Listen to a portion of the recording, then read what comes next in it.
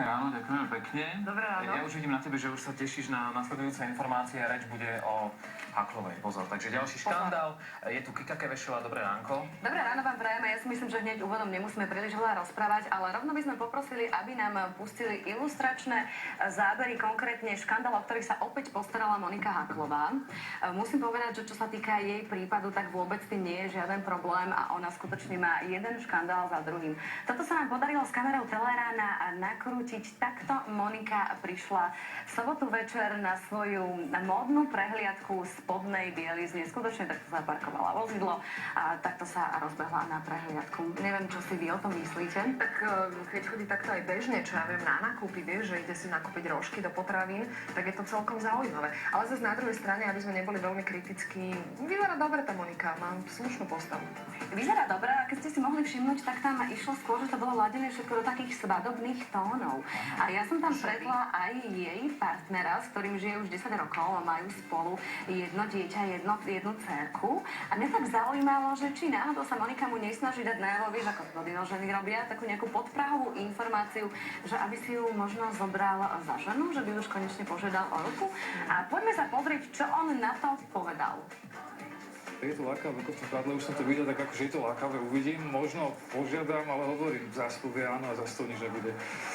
Sa zase pohádate. No to určite áno, to sú bežne.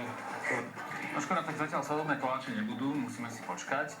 No ale keďže išlo o módnu prehliadku, tak a Monika tam bola takto oblečená, ostatné ženy nemali s tým problém, nežiarili na ňu, že je stredobodom pozornosti? Darinka, správna otázka, presne toto aj mňa zaujímalo, lebo skutočne všetky tie dámy sa tam veľmi zľahka odeté promenádovali. A čo bolo veľmi vtipné, čo ja som si všimla, že tam boli chlapci, ktorí si to normálne točili na svoje mobilné telefóny a tieto videá si pravdepodobne nechávali na neskôr. A ja som si všimala, čo robia všetky tie partnerky, ktoré to zbadajú. Či im to vadí, či im to nevadí.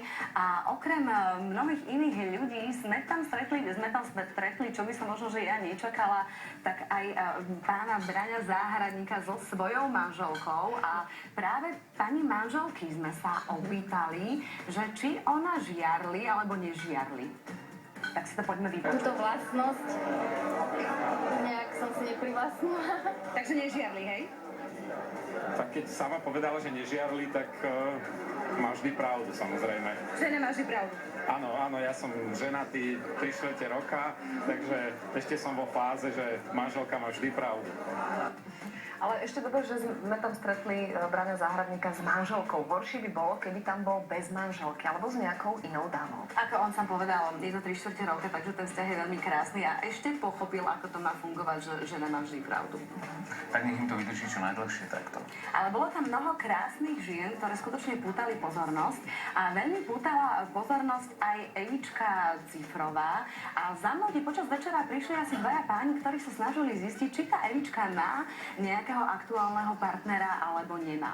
Tak ja som sa rozhodla, lebo sama neviem, tak som sa rozhodla, že idem sa to Evičky rovno opýtať a ja mám také tušenie, i keď trochu zatlkala, že toho partnera nemá. Bola v spoločnosti jedného pána, jedného kamaráta a teda dovolili sme si spraviť taký ten menší casting, že pokiaľ by páni mali záujem o Evičku Cifrovú, tak aké všetky kritériá by mali spĺňať.